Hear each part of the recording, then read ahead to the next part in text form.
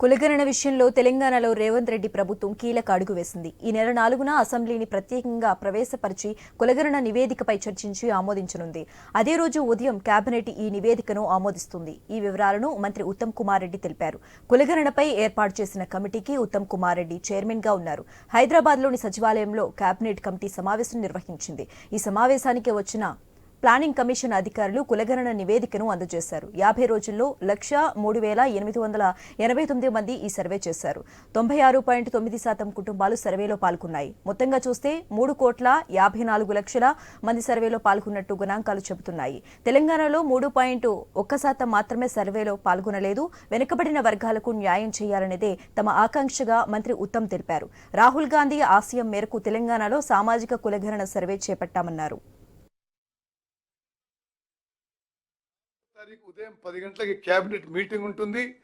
ఆ కేబినెట్ లో ఈ బీసీ కులగణన ఈ సోషియో ఎకనామిక్ సర్వే రిపోర్ట్ ప్రవేశపెడతాము. 10 గంటలకి కేబినెట్ మీటింగ్ ఉంటుంది.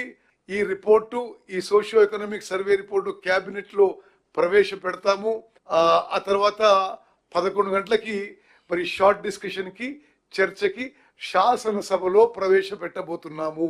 ఇది తెలంగాణలోనే ఒక చారిత్రక దినంగా నేను అభివర్ణిస్తున్న ఒక సమాజంలో ఒక విప్లవాత్మక మార్పు తీసుకోవడానికి, సామాజిక న్యాయం తీసుకోవడానికి మేము ఎంత చిత్తశుద్ధితో కమిట్మెంట్తో ముందుకు పోతున్నాం. 4వ తారీఖు కులగణన సర్వే విషయంలో దేశానికే తెలంగాణ దిక్సూచి కాబోతుందని మంత్రి పొన్నం ప్రభాకర్ చెప్పారు. ప్రజల సామాజిక, ఆర్థిక, ఉపాధితో పాటు ఇతర రంగాలపై సమగ్ర అధ్యయనం జరిగిందని మంత్రులు తెలిపారు. సర్వేను అడ్డుకోవాలని కొందరు ప్రయత్నించినా అధికారులు విజయవంతంగా సర్వే పూర్తి చేశారన్నారు. సమాజంలో విప్లవాత్మక మార్పులు తీసుకొచ్చేందుకు ప్రభుత్వం ముందుకెళ్తుందన్నారు మంత్రులు.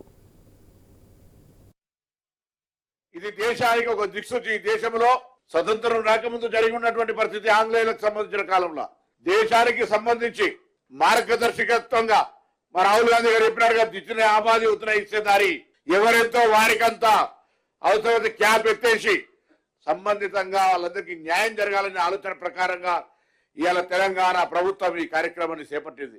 తప్పకుండా ఇది రేపు పొద్దున తెలంగాణ ప్రభుత్వం ఇంతకుముందు చైర్మన్ గారు చెప్పినట్టుగా ఎవరైతే పలిగిన వర్గం వాళ్ళు ఎక్కడెక్కడ ఎంతెంత ఏ రకంగా సామాజిక వర్గాలు ఉన్నాయో వారందరికీ ఒక మార్గదర్శకత్వంగా వాళ్ళలో ఉన్నటువంటి సామాజిక, రాజకీయ, ఆర్థిక, విద్యా, ఉపాధి అవకాశాల్లో ప్రభుత్వం తరఫున సరి అయినటువంటి పథకాలు, వ్యవస్థ రూపొందించేటువంటి అవకాశం ఇలా ఒక బుక్, ఒక డాటా ఉంది అలా.